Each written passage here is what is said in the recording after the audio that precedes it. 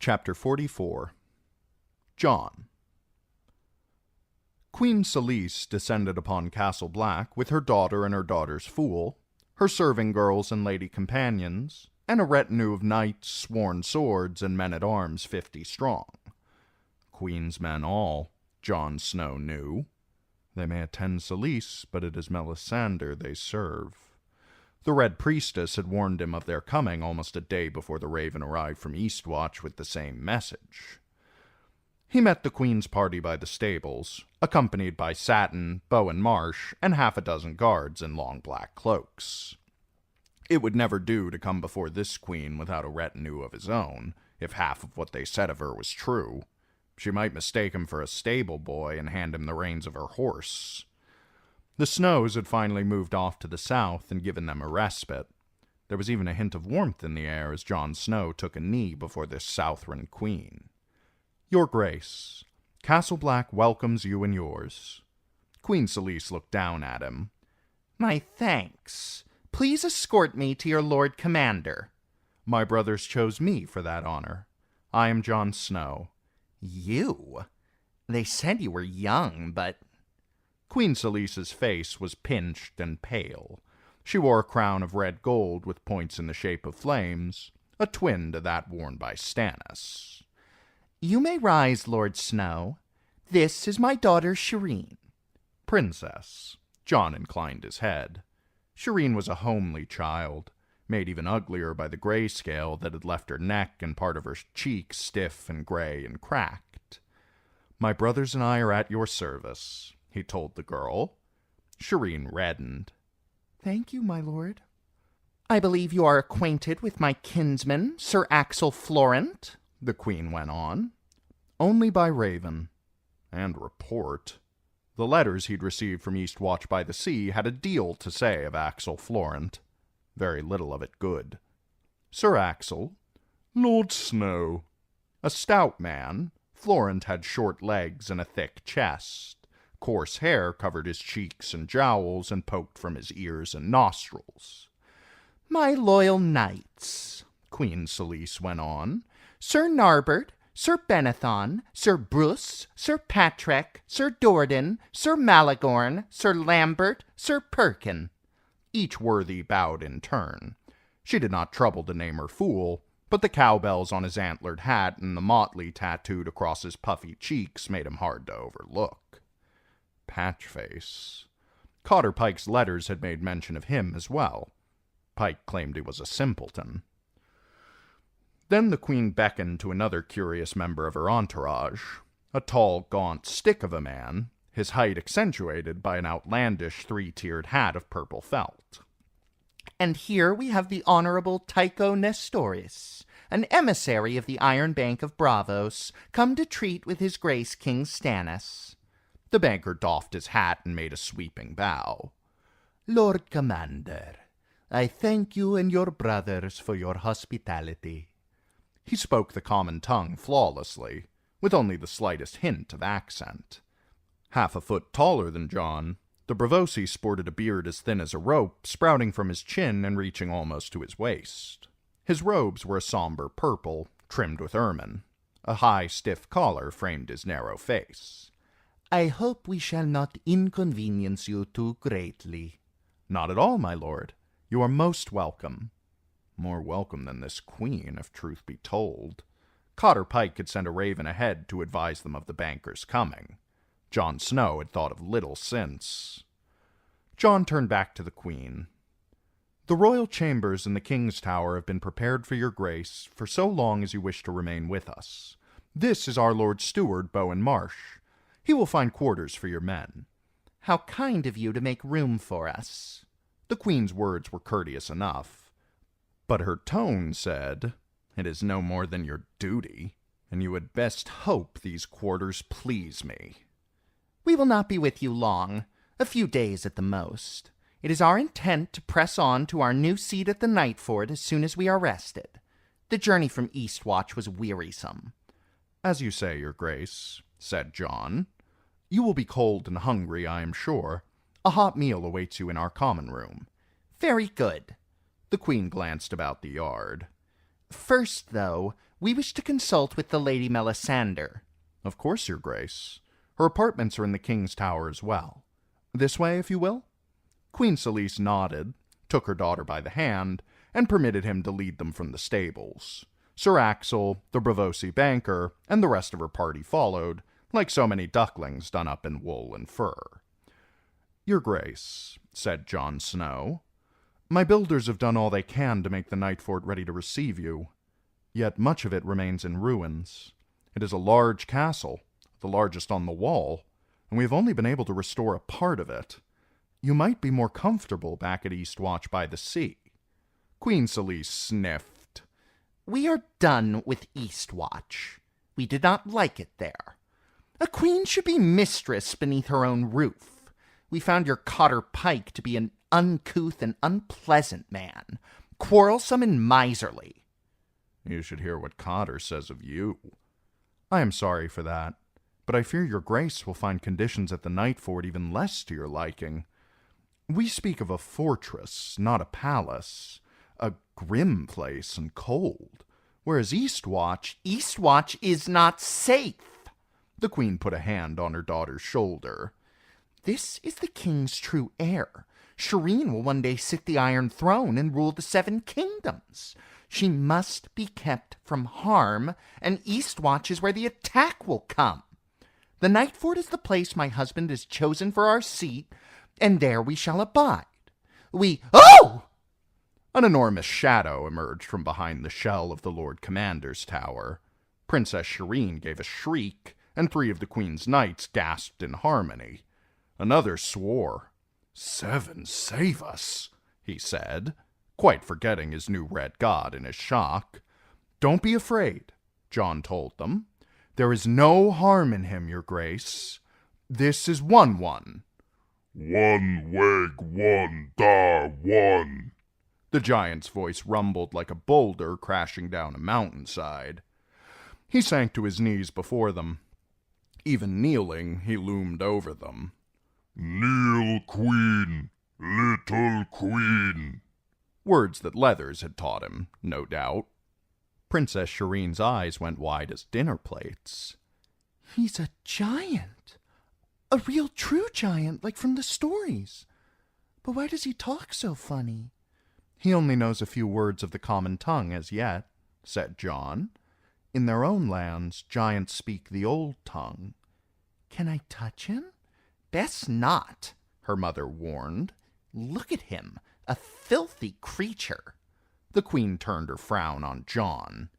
Lord Snow, what is this bestial creature doing on our side of the wall? 1-1 is a guest of the Night's Watch, as you are.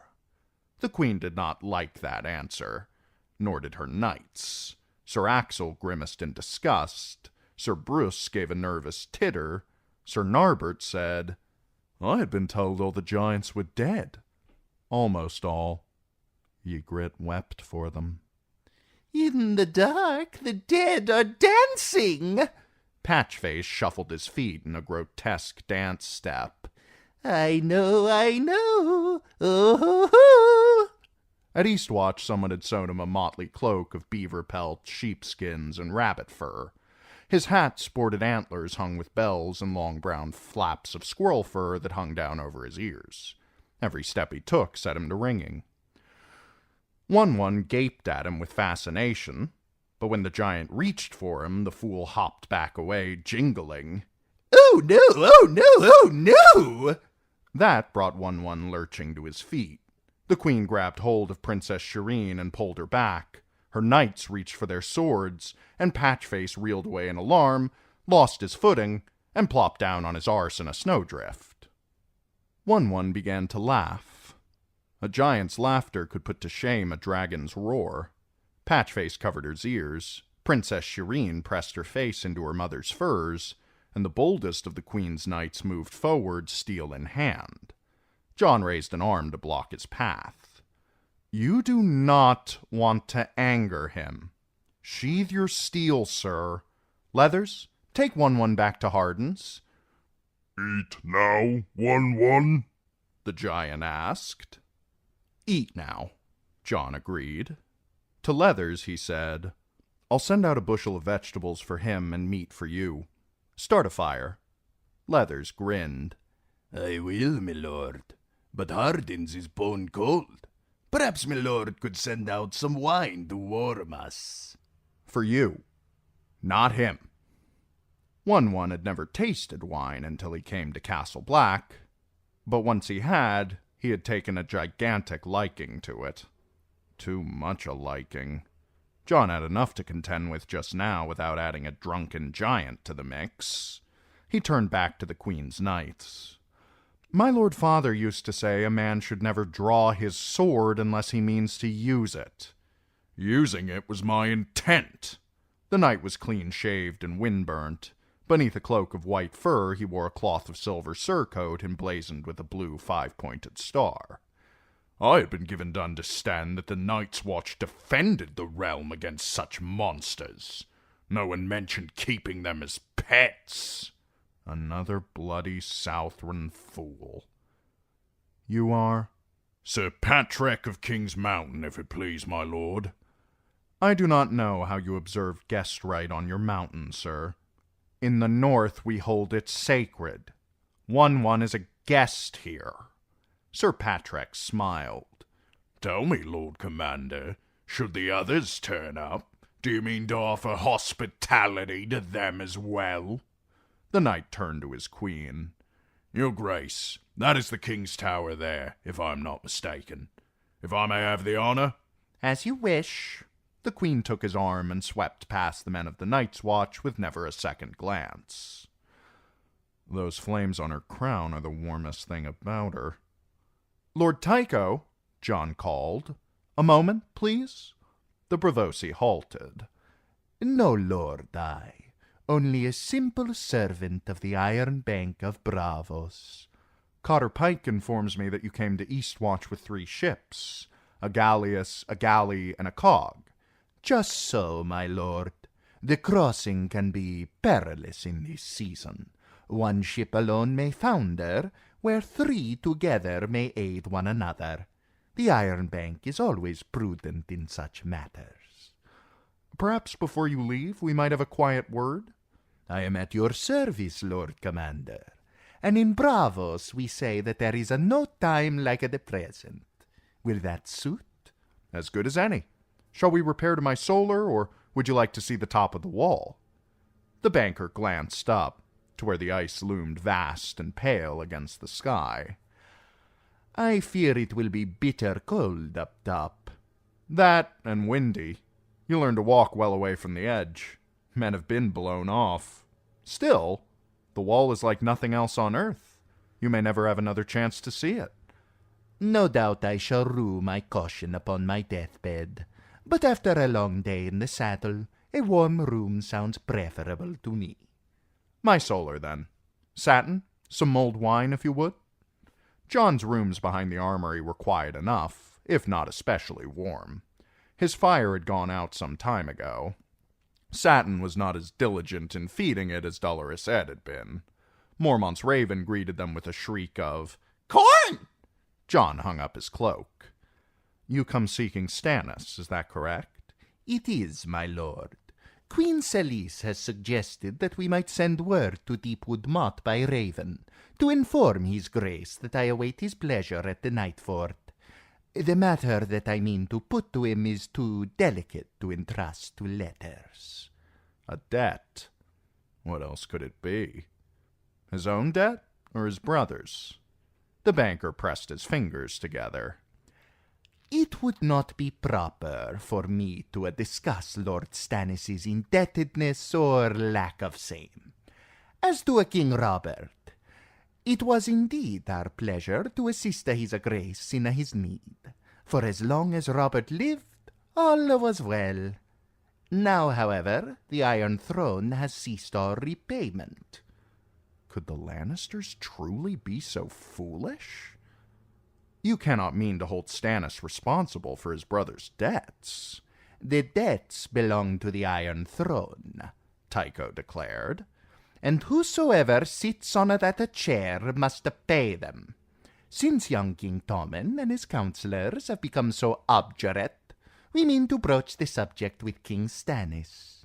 Should he prove himself more worthy of our trust, it would of course be our great pleasure to lend him whatever help he needs." "Help!" the raven screamed. "Help! Help! Help!" Much of this Jon had surmised the moment he learned that the Iron Bank had sent an envoy to the Wall. When last we heard, his grace was marching on Winterfell to confront Lord Bolton and his allies. You may seek him there if you wish, though that carries a risk. You could find yourself caught up in his war. Tycho bowed his head. "We who serve the Iron Bank face death full as often as you who serve the Iron Throne." "Is that whom I serve?" Jon Snow was no longer certain. "I can provide you with horses, provisions, guides, whatever is required to get you as far as Deepwood Motte. From there you will need to make your own way to Stannis, and you may well find his head upon a spike.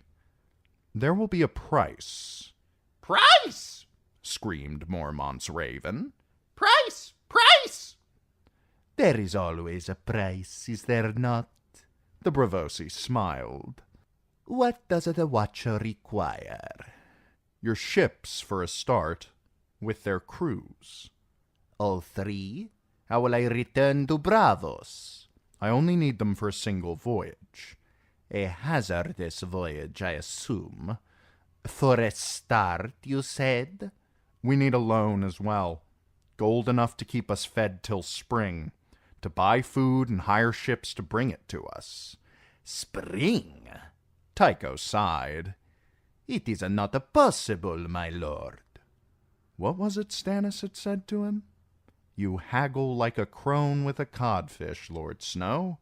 Did Lord Eddard father you on a fishwife?" Perhaps he had, at that.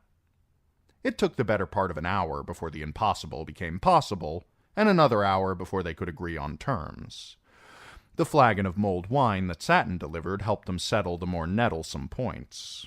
By the time Jon Snow signed the parchment the Braavosi drew up, both of them were half drunk and quite unhappy. Jon thought that a good sign.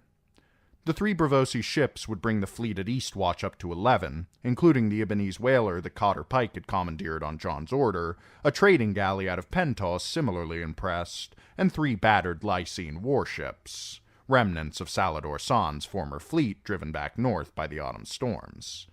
All 3 of San's ships had been in dire need of refitting, but by now the work should be complete. 11 ships were not wise enough, but if he waited any longer, the free folk at Hardhome would be dead by the time the rescue fleet arrived. Sail now or not at all. Whether Mother Mole and her people would be desperate enough to entrust their lives to the Night's Watch, though. The day had darkened by the time he and Tycho Nestoris left the Solar. Snow had begun to fall. Our respite was a brief one, it would seem. Jon drew his cloak about himself more tightly. "Winter is nigh upon us. The day I left Braavos, there was ice on the canals." 3 of my men passed through Braavos not long ago, Jon told him. An old maester, a singer, and a young steward. They were escorting a wildling girl and her child to Old Town. I do not suppose you chanced to encounter them. "I fear not, my lord. Westerosi pass through Braavos every day, but most come and go from the Ragman's harbor. The ships of the Iron Bank moor at the Purple harbor. If you wish, I can make inquiries after them when I return home." "No need. By now they should be safe in Old Town." "Let us hope so. The narrow sea is perilous this time of year, and of late there have been troubling reports of a strange ship seen amongst the stepstones." "Salador San? "The Lysene pirate? Some say he has returned to his old haunts. This is so, and Lord Redwine's war fleet creeps through the Broken Arm as well. On his way home, no doubt. But these men and their ships are well known to us. No, these other sails. From farther east, perhaps? One hears queer talk of dragons." "Would that we had one here. A dragon might warm things up a bit." "My lord jests. You will forgive me if I do not laugh. We Bravosi are descended from those who fled Valyria under the wrath of its dragon lords. We do not jape of dragons. No, I suppose not. My apologies, Lord Tycho. None is required, Lord Commander. Now I find that I am hungry. Lending such large sums of gold will give a man an appetite. Will you be so good as to point me to your feast hall? I will take you there myself. John gestured. This way. Once there, it would have been discourteous not to break bread with the banker, so John sent Satin off to fetch them food. The novelty of newcomers had brought out almost all the men who were not on duty or asleep, so the cellar was crowded and warm. The queen herself was absent, as was her daughter. By now, presumably, they were settling into the king's tower. But Sir Bruce and Sir Malagorn were on hand, entertaining such brothers as had gathered with the latest tidings from Eastwatch and beyond the sea. 3 of the queen's ladies sat together, attended by their serving maids and a dozen admiring men of the Night's Watch. Nearer the door, the queen's hand was attacking a brace of capons, sucking the meat off the bones and washing down each bite with ale. When he espied Jon Snow, Axel Florent tossed a bone aside, wiped his mouth with the back of his hand, and sauntered over. With his bowed legs, barrel chest, and prominent ears, he presented a comical appearance, but John knew better than to laugh at him. He was an uncle to Queen Selyse and had been amongst the first to follow her in accepting Melisandre's red god. If he is not a kinslayer, he is the next best thing. Axel Florent's brother had been burned by Melisandre, Maester Aemon had informed him, yet Sir Axel had done little and less to stop it.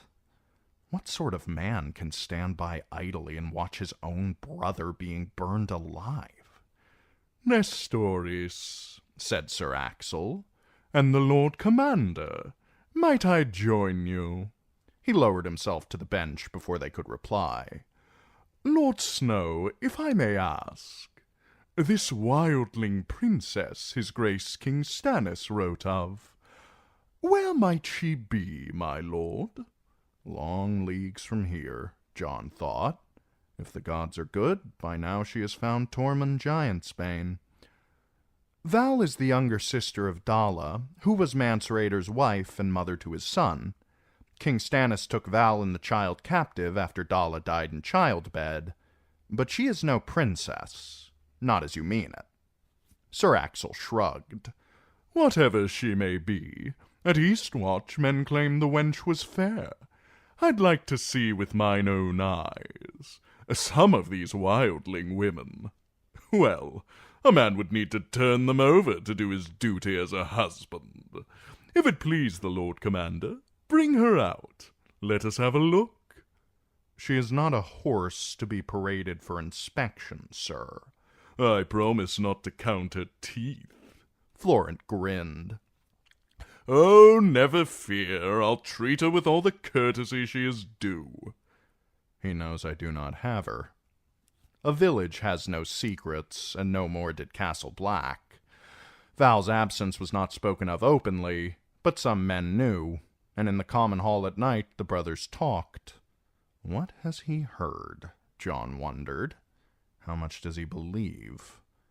Forgive me, sir, but Val will not be joining us. "I'll go to her. Where do you keep the wench?" Away from you. Somewhere safe. Enough, sir.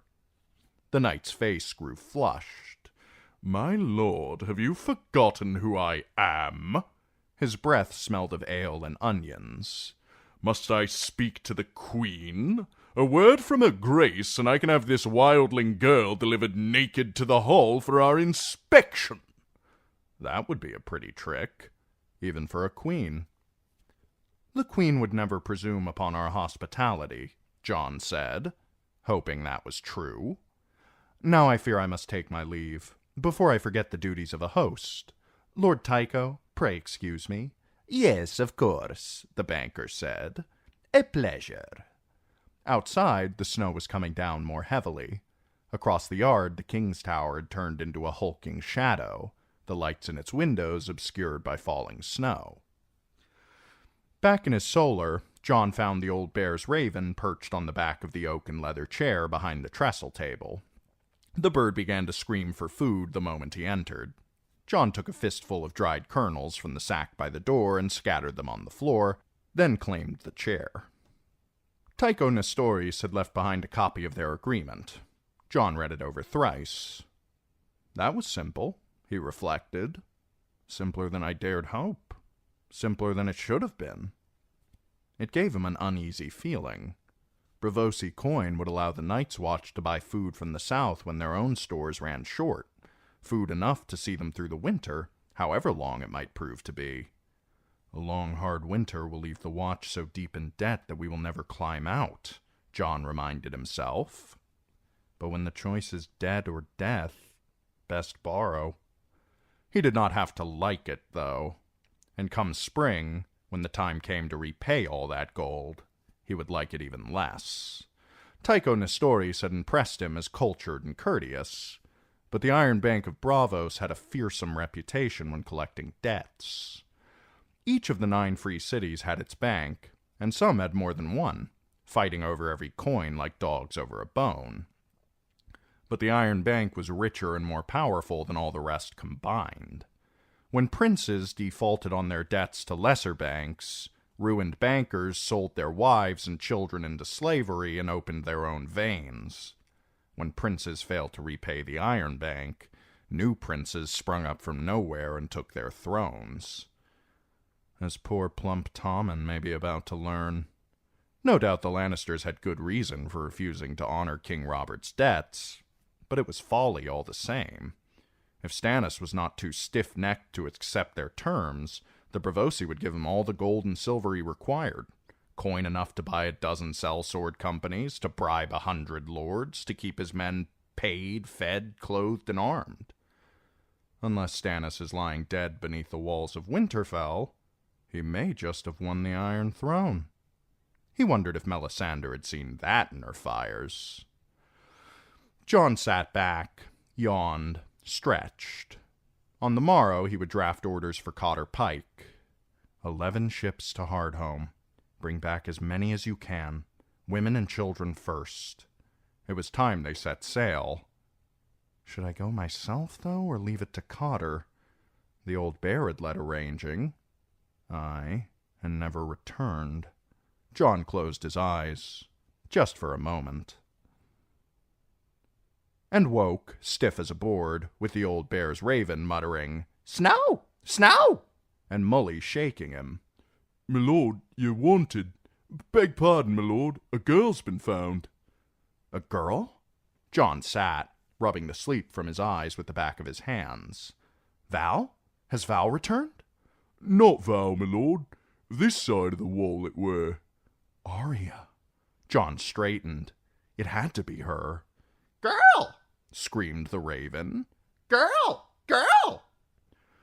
Ty and Daniel came on her 2 leagues south of Molestown. They were chasing down some wildlings who scampered off down the King's Road. Brought them back as well, but then they come on the girl. She's highborn, my lord, and she's been asking for you. How many with her? He moved to his basin, splashed water on his face. Gods, but he was tired. "None, my lord. She come alone. Her horse was dying under her.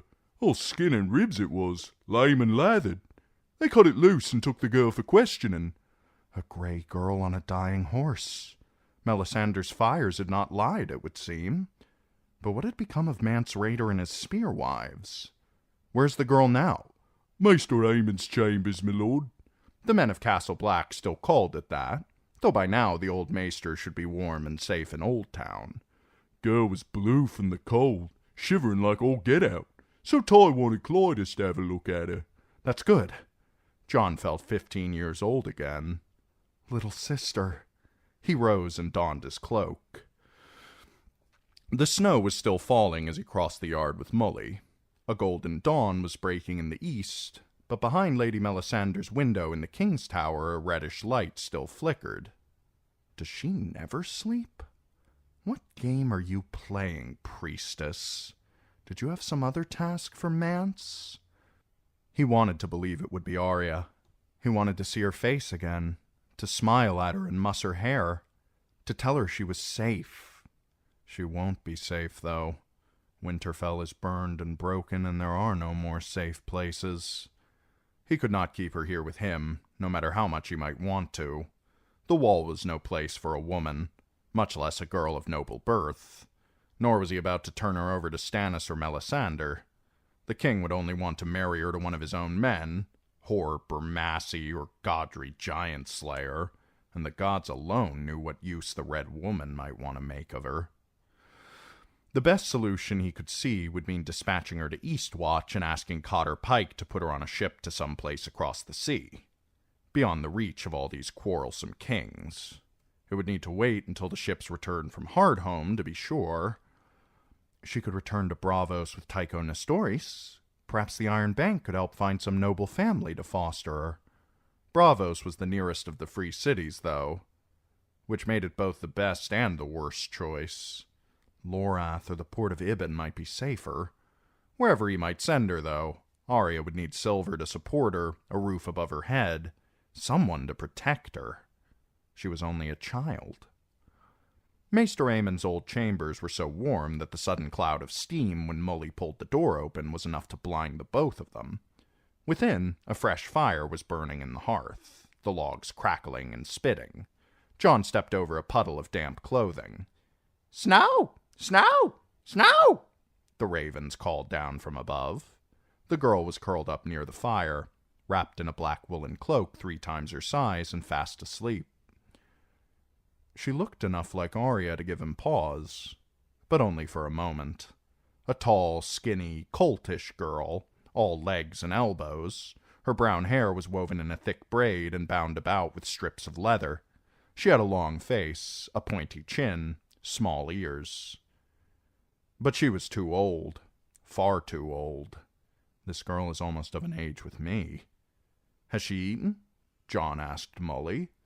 Only bread and broth, my lord. Clydas rose from a chair. It is best to go slow, Maester Aemon always said. Any more and she might not have been able to digest it. Mully nodded. Daniel had one of Hobbs' sausages and offered her a bite, but she wouldn't touch it. Jon could not blame her for that. Hobbs' sausages were made of grease and salt and things that did not bear thinking about. Perhaps we should just let her rest. That was when the girl sat up, clutching the cloak to her small, pale breasts. She looked confused. "Where?" "Castle Black, my lady." The Wall. Her eyes filled up with tears. I'm here. Clydas moved closer. Poor child. How old are you? 16 on my next name day, and no child, but a woman grown and flowered.